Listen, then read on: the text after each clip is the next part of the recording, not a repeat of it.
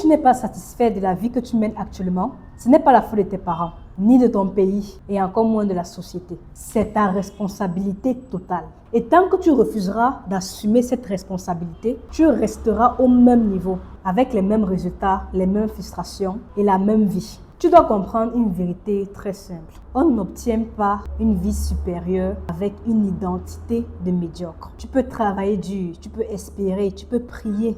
Mais si ton identité ne change pas, ta réalité ne changera jamais. Bienvenue dans cette première masterclass d'une longue série de masterclass hebdomadaires qui aura lieu chaque vendredi ici sur cette chaîne. Aujourd'hui, nous allons aborder un sujet extrêmement important. Nous allons parler de la fondation absolue de chaque transformation réelle, qui est la reprogrammation mentale. Cette masterclass a un seul objectif: détruire ta perception du monde, de toi-même et de ce qui est possible pour construire une nouvelle réalité plus puissante et qui est alignée avec tes aspirations. Alors, si tu es prêt à abandonner ton ancienne version, à lâcher les excuses inconfortables et à accepter une transformation irréversible, installe-toi confortablement. Dans cette masterclass, nous allons d'abord voir comment détruire l'illusion fallacieuse de la réalité que tu vis actuellement, celle que tu prends pour vérité, mais qui te maintient exactement au même niveau. Puis identifier le filtre invisible qui déforme ta perception de la réalité. Ce prisme intérieur à travers lequel tu interprètes tout ce que tu vis sans même t'en rendre compte. Après, on va voir comment modifier consciemment cette perception afin de provoquer un changement profond d'identité. Et enfin, comment concevoir et installer une nouvelle identité. Commençons immédiatement avec la partie 1, qui est de détruire l'illusion de la réalité fixe. La majorité des gens pensent que leur réalité, c'est quelque chose de fixe ou encore d'objectif. Ils pensent que la réalité, c'est quelque chose de dur. Parce qu'on entend souvent dire que la vie est dure, la vie c'est un combat, il faut se battre, il faut travailler dur pour gagner de l'argent. Mais si on se pose réellement la question, pourquoi est-ce que les gens pensent que la vie est dure, qu'il faut travailler extrêmement dur pour se faire de l'argent, que la vie est un véritable combat? Pourquoi est-ce qu'ils pensent ça? Est-ce que la vie a déjà appelé quelqu'un pour dire que moi je suis très dur, donc il faut vraiment t'apprêter mentalement à m'affronter? Est-ce que la vie a déjà appelé quelqu'un pour lui dire ça? Mais pourquoi est-ce que certaines personnes le disent? Il y a des gens qui passent le temps à dire que la vie c'est un combat, la vie est dure, il faut travailler extrêmement dur pour avoir de l'argent. Tout simplement parce qu'on le dit en fonction de notre réalité, en fonction de nos espérances, en fonction de notre identité, en fonction de nos émotions. Une personne qui passe toute sa vie à travailler extrêmement dur pour gagner de l'argent aura toujours ce discours-là. Parce que c'est ce qu'il vit au quotidien. Il se lève à 5 heures, il part au boulot, il rentre à 23 heures. Il n'a pas le temps pour se faire plaisir avec sa famille. Il est tout le temps en mode travail, en mode suivi. C'est normal que lui pense que la vie est dure. C'est normal qu'il pense que gagner de l'argent est extrêmement difficile.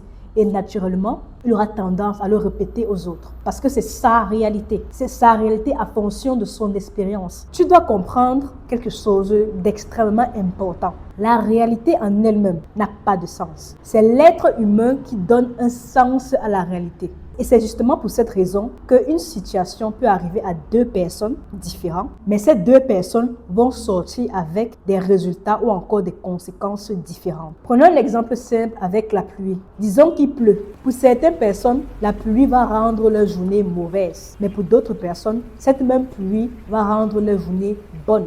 Et ça peut être pour différentes raisons. Ça peut être pour des avis personnels du genre, il y a les gens qui préfèrent le froid, qui préfèrent la pluie, et il y a d'autres qui préfèrent le soleil. Ou encore, ça peut être en fonction de comment devait se dérouler notre journée. Si la pluie vient gâcher la journée, là, la pluie sera mauvaise pour nous. Par contre, si on n'avait rien de prévu durant la journée, la pluie sera bonne pour nous parce qu'on sera au chaud à la maison. Ça va dépendre de l'identité et de l'expérience de chaque être humain. Mais en soi, est-ce que la pluie est quelque chose de bon ou de mauvais? C'est l'être humain qui va donner un sens à cette pluie en fonction de lui. Prenons un deuxième exemple. On va prendre l'exemple de 1 million. Pour certaines personnes, 1 million, c'est beaucoup d'argent. Pour d'autres personnes, 1 million, c'est rien. Est-ce que 1 million, c'est beaucoup d'argent ou pas? Si on doit débattre de ça, il y a les gens qui vont dire que 1 million, c'est beaucoup d'argent. D'autres vont dire 1 million, c'est rien. Pourquoi? Alors que c'est toujours 1 million. Mais la perception de ce million va dépendre de chaque être humain. Et c'est la même chose avec la réalité. Notre définition de la réalité dépend de notre identité, de nos expériences et du sens qu'on donne à cette réalité-là. Mais sinon, la réalité en elle-même n'est pas objective. 1 million, en vrai, n'a pas de sens. C'est l'être humain qui va donner un sens à ce million. Mais en lui-même, 1 million n'a pas de sens. C'est pareil avec la réalité. La réalité dans laquelle on vit n'a pas de sens. C'est chaque être humain qui va définir un sens à cette réalité en fonction de son identité, en fonction de ses expériences. Donc, ce que tu dois retenir ici est très simple. Tu dois retenir que la réalité n'est pas fixe. La réalité n'est pas objective. Elle est subjective.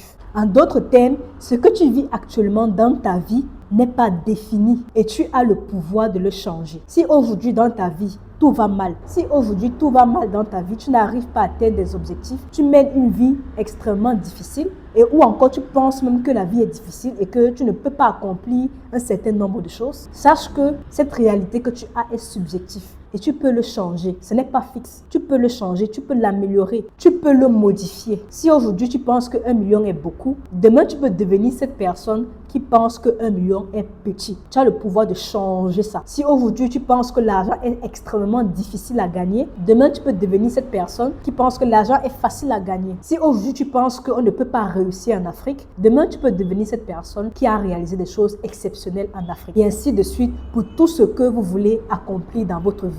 La réalité actuelle dans laquelle vous vivez n'est pas définie et vous pouvez le changer. Mais avant de devenir cette personne, vous devez accepter de changer d'identité et de sacrifier la personne que tu es actuellement. Cette version de toi que tu es actuellement. Et la première chose à faire si tu veux changer d'identité est de changer de paradigme. Ce qui nous amène à la deuxième partie qui est le paradigme. Tu crois voir le monde tel qu'il est, mais la vérité est que tu vois le monde tel que tu as été programmé de le voir. Tu ne vois pas le monde tel qu'il est. Tu vois le monde tel que tu es programmé de le voir. Et c'est ce que tu appelles la réalité. Mais ce n'est pas la réalité, c'est ta réalité subjective. Et cette réalité subjective est construite par une chose qu'on appelle le paradigme. Qu'est-ce qu'un paradigme? Un paradigme, c'est l'ensemble de tes croyances profondes. Ce que tu crois vrai sur le monde, sur l'argent, sur le succès, sur les relations ou même encore sur toi-même. Ce ne sont pas forcément des phrases conscientes, mais ce sont des programmes automatiques qui sont dans ton subconscient. Prenons une analogie simple. Imagine que ton cerveau fonctionne comme un ordinateur. Pour tous les ordinateurs, le matériel est à peu près le même. Mais c'est le logiciel qui est différent. Ton paradigme, c'est le logiciel. Il tourne en arrière-plan. Tu ne le vois pas, tu ne l'entends pas. Mais c'est ça qui décide de tout. Ça décide de ce que tu remarques, de ce que tu ignores, de ce que tu juges possible, de ce que tu rejettes immédiatement. Donc c'est ça le paradigme. C'est une programmation mentale et inconsciente qui contrôle toutes tes décisions et toute ta vie. Maintenant, comment est-ce que le paradigme crée ta réalité subjective? Tu dois voir ton paradigme comme un filtre. Il définit ta perception des choses, ta perception du monde et ta perception de tout ce qui t'entoure. C'est pour cette raison que deux personnes peuvent recevoir exactement la même information, mais une personne va voir ça comme une opportunité. Il va dire que ça, c'est une opportunité, je dois la saisir. Mais une autre va voir comme un danger. Il va dire que ça, c'est dangereux, je dois m'éloigner de ça au plus vite. Or, c'est la même information qu'on a donnée aux deux personnes, mais les deux ont un paradigme différent. Nous avons tendance à penser que nos croyances viennent de nos réflexions. Pourtant, c'est complètement faux. Nos croyances viennent principalement de la répétition et de notre environnement. Que ce soit la famille, l'école, la culture, les médias, les traumatismes, les expériences personnelles et plein d'autres. Tu dois comprendre que tu n'as pas choisi ton paradigme. Tu ne l'as pas choisi. Et maintenant, je vais te montrer comment ce paradigme que tu as affecte ta réalité. Alors, ici, je vais dessiner un schéma très simple pour que tu comprennes comment ton paradigme affecte ta réalité. Ici, quand je parle de programmation, je parle des expériences, de tout ce qu'on t'a dit à l'école, dans la famille, bref, tout ce qu'on t'a raconté au quotidien dans ta vie, etc. École, société. Donc ça, c'est la programmation. Cette programmation va engendrer des pensées. Et prenons un exemple simple. Naturellement, quand tu vis dans un environnement comme ça, on te dit que pour réussir, il faut aller à l'école, que les riches sont mauvais, l'argent est mauvais, etc., etc. Tu vas éventuellement penser pareil. Donc, cette programmation va engendrer des pensées. Ces pensées vont susciter des émotions. Ces émotions vont engendrer des actions. Par exemple, une personne qui pense que gagner de l'argent est dur, gagner de l'argent est extrêmement difficile, qui va vouloir chercher l'argent, qu'est-ce qu'il va me dire? Je vais aller trouver le travail le plus difficile qui va me permettre de gagner de l'argent. Il va se dire que pour gagner de l'argent, tu dois souffrir. Donc, il va vouloir gagner de l'argent, il va aller chercher le travail le plus difficile qui existe. Disons qu'il fait les chantiers. Il va aller faire les chantiers. Il va travailler pendant 18 heures de temps. Ça, c'est les actions déjà. Nous sommes à la phase action. Et bien évidemment, qui va travailler comme ça, et quand à la fin de la journée, on va le payer 2 000, 3 000, il va effectivement, ça c'est les résultats, hein. Qu'à la fin de la journée, on va le payer 2 000, 3 000 pour 18 heures de travail. Il va se dire effectivement, gagner de l'argent est difficile. Il faut travailler dur pour avoir de l'argent. Donc, la prochaine fois, je vais travailler 20 heures de temps. C'est juste un exemple. Hein. Et ça va devenir sa réalité. Il va se dire effectivement, il faut travailler dur pour avoir de l'argent. Quand je travaille dur, même je n'ai pas assez, donc je dois travailler beaucoup plus dur. Donc, ça, c'est les résultats et ça va devenir sa réalité. Cette réalité-là, voir que pour tout le travail qu'il a fait, il a juste eu un minable salaire. Donc, ça confirme ses croyances. Ses croyances renforcent son identité. Et cette identité crée davantage une programmation. Vous voyez que là, nous sommes sur un cycle. À la base, nous sommes dans une société qui nous dit qu'il faut travailler dur pour gagner de l'argent et que l'argent est difficile à obtenir, il faut travailler dur pour réussir, etc. Ça engendre des pensées et on pense également, vu qu'on vit dans une société qui nous dit ça au quotidien, on pense qu'effectivement, il faut travailler dur pour avoir de l'argent. Qu'est-ce que ça va susciter en nous? Ça va susciter des émotions. Si je veux de l'argent, je vais aller chercher le travail le plus difficile qui existe pour avoir le plus d'argent. Ça va engendrer des actions. On va aller prendre le travail le plus épuisant qui existe. On va travailler 12 heures par jour. À la fin, on aura un salaire minable qui est le résultat. On va se dire, pour 12 heures par jour, j'ai un salaire minable, donc je dois travailler 18 heures par jour. Effectivement, pour gagner de l'argent, il faut souffrir. Ça devient notre réalité. Cette réalité renforce la croyance de base qu'on avait. Ça renforce notre identité et ça contribue en amont à la programmation mentale de la société. Vous voyez que nous sommes dans un cercle vicieux. Et c'est ainsi que notre paradigme influence notre réalité. Et ça, c'est dans n'importe quel domaine. Là, j'ai pris le domaine de l'argent, mais c'est dans n'importe quel domaine. Que ce soit dans les relations ou même dans l'école, c'est pareil. Nous sommes confrontés à ce même cercle vicieux-là. Raison pour laquelle on doit détruire ce cercle vicieux en pensant autrement, en changeant de paradigme et en pensant autrement. Parce que tout commence avec les pensées. Tu ne penses pas autrement, tu ne peux pas espérer des résultats différents, une réalité différente ou échanger d'identité. Tu dois penser autrement. C'est en fonction de ton paradigme que tu prends des décisions et que tu agis. Donc, si ton paradigme est mauvais, tu prendras successivement des mauvaises décisions. Donc voilà pourquoi tu dois absolument changer de paradigme. Maintenant, voici la question cruciale. Si l'identité ou encore la réalité est programmable, pourquoi tant de personnes n'y arrivent pas? Pourquoi tant de personnes n'arrivent pas à changer leur paradigme? Pourquoi tant de personnes qui essayent finissent toujours par rechuter dans leurs anciennes mentalités, dans leurs anciennes réalités, dans leurs anciennes identités? Pourquoi tant de personnes n'y arrivent pas? Pourquoi tant de personnes n'arrivent pas à réussir? S'ils savent qu'on peut programmer notre réalité, qu'on peut changer notre paradigme, pourquoi est-ce qu'ils n'y arrivent pas? Ça, c'est la question cruciale. Et je vais vous montrer pourquoi. Alors, voici une illustration de la vallée de résistance. Comme tu le vois ici, voici la vallée de résistance. Te voici, toi. Tu es ici. Voici la partie où il y a ton ancienne version. Et voici la nouvelle version. Ici, c'est la barrière de résistance. Tu dois franchir cette barrière-là pour acquérir ta nouvelle identité. Tu dois franchir cette barrière. Et tu vois, ici, c'est la résistance. Ici, c'est la résistance.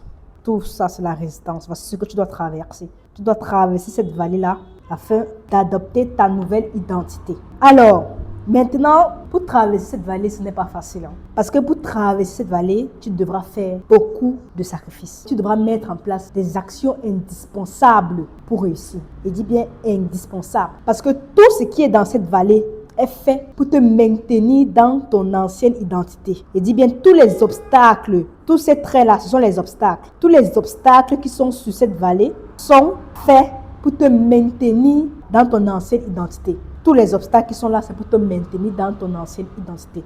Quand je parle d'obstacles, je parle de douleur. Je parle d'habitude. Je parle de sacrifice. Voilà toutes les choses que tu dois traverser pour pouvoir acquérir cette nouvelle identité qui va te permettre d'atteindre tous tes objectifs. Tu dois passer par là. Tous ces obstacles seront douloureux, très très douloureux. Mais tu dois passer par là pour atteindre ton objectif. Il y a également la discipline, la solitude. Tu devras faire face à tout cela. Maintenant, je vais te donner 5 règles à suivre absolument pour traverser ce valet de résistance. Quelles sont les 5 règles que tu dois suivre absolument pour traverser cette valet de résistance et réussir à acquérir ta nouvelle identité? La première règle que tu devras respecter, c'est de prendre la totale responsabilité de tes actes, de tes décisions et de tes conséquences. Tu dois être prêt à prendre responsabilité de tout ce qui se passe dans ta vie. Je dis bien tout ce qui se passe dans ta vie. Tu ne dois plus te plaindre, tu ne dois plus blâmer les autres. Tu dois te concentrer sur ce que tu peux contrôler. Comment modifier ce que je peux contrôler pour atteindre mon objectif. Ça ne sert à rien d'accuser les parents, ça ne sert à rien d'accuser le pays, d'accuser l'État, de remettre la faute sur les autres. Quand tu fais ça, tu es en train de donner le pouvoir de ta vie à d'autres personnes. Tu es en train de donner le pouvoir à d'autres personnes de contrôler ta réalité, de contrôler ton existence. Et ça, c'est quelque chose de très grave. Il faut prendre conscience de l'importance d'assumer la totale responsabilité de tout ce qui se passe dans notre vie. Se dire que nous sommes la faute et je peux changer cela. Ne pas toujours renvoyer la faute sur l'autre. Parce que si tu renvoies la faute sur l'autre, dans ce cas, tu n'es plus au contrôle. Et quand tu n'es plus au contrôle, on peut faire de toi ce que tu veux. Quand tu n'es plus au contrôle de ce qui se passe dans ta vie, on peut faire de toi ce que tu veux. Tu vas vivre une vie qui n'est pas la tienne. Parce que tu remets tout entre les mains des autres. Prends responsabilité et assume tout ce qui se passe dans ta vie. N'accuse pas les autres. Ne blâme pas les autres. Ne te plains pas. Parce que ça ne sert à rien. Ça ne t'aide pas. Donc ça, c'est la première règle. Prendre totale responsabilité de tout ce qui se passe dans ta vie. La deuxième règle, si tu veux traverser cette vallée de résistance, c'est avoir une discipline rigoureuse. Mettre en place des habitudes, se construire une discipline. Pour mettre en place de nouvelles habitudes, il faut être discipliné. Parce que c'est la discipline qui mène aux habitudes. Si tu n'es pas discipliné à faire quelque chose de manière constante sur le long terme, tu ne peux pas te créer une habitude. Si tu n'es pas discipliné à lire 15 pages par jour, tu ne pourras jamais lire un livre. Tant que tu n'es pas discipliné, tu ne pourras jamais mettre en place des habitudes constructives, des habitudes qui vont favoriser ta réussite. Si tu n'es pas discipliné à créer du contenu, tu ne seras jamais un créateur de contenu. Donc tout passe par la discipline. Les nouvelles habitudes que tu dois mettre en place passent par la discipline. Et la discipline, ce n'est pas le fait de faire les choses quand tu veux. C'est faire les choses quand ça doit être fait, que tu sois motivé ou pas, que tu aies envie de le faire ou pas. Prendre ton courage à deux mains et faire cette chose-là, peu importe ce qui se passe. C'est ça la discipline.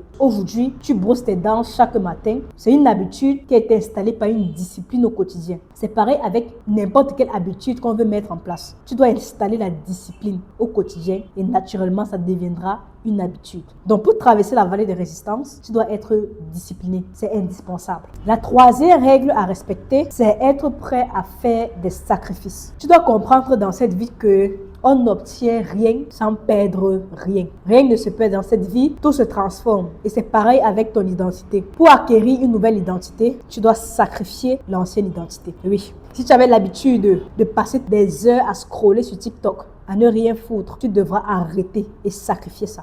Si tu avais pour habitude de sortir chaque soir, aller en boîte de nuit pour avoir une nouvelle identité, tu devras arrêter ça. Si tu avais pour habitude de traîner avec des amis qui ne t'aident pas à évoluer dans la vie, tu devras sacrifier ces amitiés-là. Tu dois être prêt à sacrifier des choses pour obtenir ce que tu veux. Tu dois être prêt à sacrifier tes anciennes habitudes, ton ancienne identité, tes anciennes distractions pour acquérir ta nouvelle identité. La quatrième règle à mettre en place pour traverser la vallée de résistance, c'est accepter la douleur. Et ça, c'est la règle la plus importante. Parce que la douleur, c'est ce que tu vas ressentir tout au long de ton processus, tout au long de la vallée de résistance. C'est la douleur que tu vas ressentir. Si on revient sur ce schéma, tu dois comprendre que ce schéma, tous ces obstacles, pour traverser chaque obstacle, tu devras ressentir des douleurs. Tous ces obstacles seront douloureux. La douleur ici est inévitable. Je dis bien inévitable. Que ce soit les sacrifices que tu vas faire, ça sera douloureux. Que ce soit la discipline que tu devras mettre en place, la discipline que tu devras mettre en place, ça sera douloureux. Que ce soit les habitudes, ça sera douloureux. Tout ce que tu feras ici pour affronter les obstacles seront douloureux. Que ce soit la solitude, ça sera douloureux. Donc, une fois que tu ressens de la douleur, c'est un indicateur de changement. Et l'erreur que la plupart des personnes font, que 90% des gens font, c'est d'arrêter. La plupart des personnes vont arrêter ici, au pic de la douleur. Ils vont arrêter ici. Ils vont abandonner là. Ils vont abandonner parce qu'ils auront trop mal. Parce que ça sera trop douloureux. Ils vont abandonner. Et ils vont revenir à la case départ. Ils vont revenir à la case départ parce qu'ils vont abandonner ici. Parce que pour eux, la douleur sera trop forte.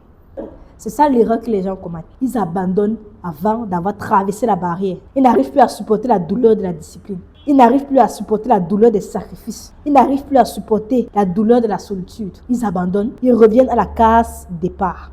Voilà pourquoi 90% des gens ne réussissent pas. Ils abandonnent parce que c'est douloureux. Or, tu dois comprendre que la douleur est un indicateur de changement. C'est justement quand tu ressens cette douleur-là que tu dois davantage amplifier les actions. C'est quand tu ressens cette douleur que tu dois davantage être fier de toi parce que tu es en train d'évoluer, tu es en train de changer, tu es en train de devenir une nouvelle version de toi. C'est cette douleur-là qui est l'indicateur à tout. Donc, si tu abandonnes, c'est là que tu as tout perdu. C'est quand tu abandonnes, quand tu as mal, c'est là que tu as tout perdu. Parce que ce mal-là est nécessaire. C'est quand tu te retrouves seul, quand tu te retrouves perdu, quand tu te retrouves dans les doutes, quand tu as peur. Toutes ces émotions que tu ressens, c'est l'indicateur que tu es en train de changer. C'est l'indicateur que tu es en train de devenir une personne meilleure. C'est un indicateur de changement. Ne vois plus la douleur comme une raison pour abandonner. Parce que la plupart des gens voient cette douleur-là comme une raison pour abandonner. Ils voient ces émotions, la peur, les doutes, comme une raison pour abandonner.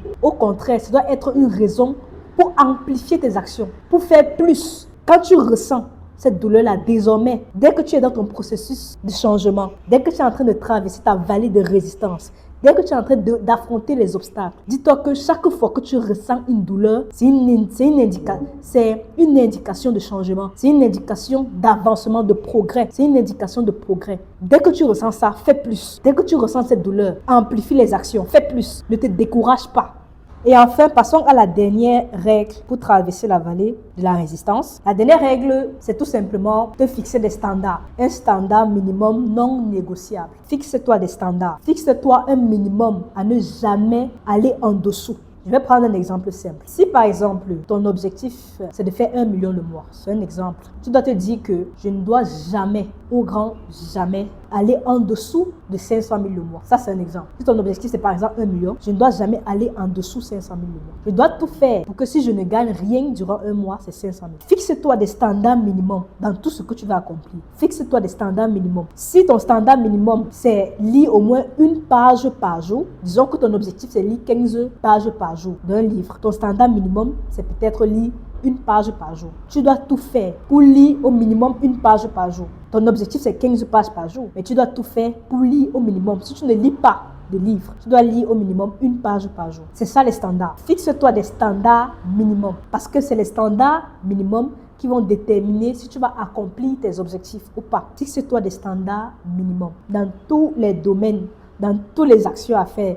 Fixe-toi des standards minimum, à ne jamais franchir. Parce que les standards, c'est ce que tu tolères. C'est un peu comme ton seuil de tolérance. Tu ne dois pas tolérer en dessous de ça. Et dis-toi que tant que ton ancienne version, ton ancienne identité est tolérable, tant que tu acceptes cette ancienne identité, tant que tu acceptes cette ancienne version de toi, tu feras toujours les actions qui vont te maintenir dans cette ancienne version de toi. Raison pour laquelle tu dois te fixer des standards. Tu dois éliminer, abandonner, supprimer cette ancienne version de toi. Aspirer à beaucoup plus. Te fixer des standards plus élevés qui vont te permettre de développer ta nouvelle identité. Donc ça, c'est les 5 règles à respecter pour traverser la vallée de la résistance et la barrière de résistance pour acquérir ta nouvelle identité. Maintenant, comment devenir une personne qui ne négocie pas avec ses standards? Parce que la question ici, ce n'est pas comment être motivé, mais comment être une personne qui a un seuil de tolérance élevé pour ne jamais retomber dans son ancienne identité. Parce qu'une fois que tu traverses la barrière de résistance, tu dois te fixer des standards élevés pour ne plus jamais retomber dans ton ancienne identité. Et je vais la faire courte. Pour être une personne qui ne négocie pas avec ses standards, il faut juste être discipliné. Nous revenons encore sur la discipline.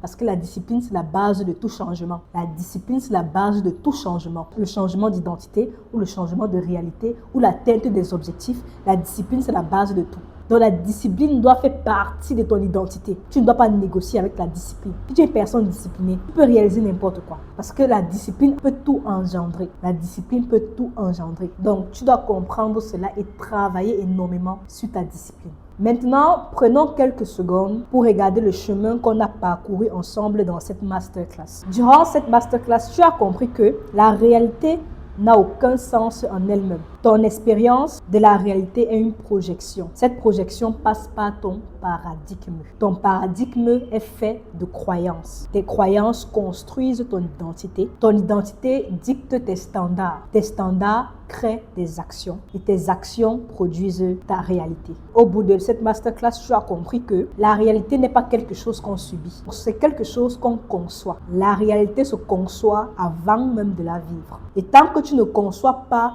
ta réalité de manière consciente, tu vas vivre en fonction des réalités des autres. Tu auras une vie par défaut. Tu seras un spectateur dans ta propre vie. Donc, ce que tu dois faire maintenant, c'est changer ton identité et concevoir la nouvelle réalité que tu veux adopter. Concevoir ta réalité, ce n'est pas rêver. Et ce n'est pas non plus visualiser de manière vague ce que tu veux accomplir ou ce que tu veux devenir. C'est plutôt le fait de choisir consciemment ce que tu veux devenir, définir tes standards non négociables, le minimum que tu dois mettre en place dans ta vie au quotidien et agir chaque jour avec discipline, comme cette personne que tu souhaites devenir. Donc, à partir d'aujourd'hui, ne dis plus « je vais essayer, je vais le faire un jour, je vais le faire quand je serai prête », mais commence à incarner tout ce que tu souhaites accomplir ou devenir. Parce que le monde ne répond pas à tes intentions, ça répond à ton identité. Donc, change ton identité. Deviens la personne que tu veux devenir. Agis comme la personne que tu souhaites devenir. Et naturellement, la vie de cette personne deviendra ta réalité. Et je t'invite à faire cet exercice rapidement parce que si tu n'as pas un plan de vie, la société a un plan pour toi. Et sache que dans le plan de la société, tu es l'esclave et non le maître. Bon, c'est la fin de cette masterclass. Je t'invite à partager cette vidéo à tes proches, à tes amis et à toutes les personnes que tu aimerais voir réussir dans ta vie. Sur ce, on se retrouve dans une prochaine vidéo ou encore dans la prochaine masterclass.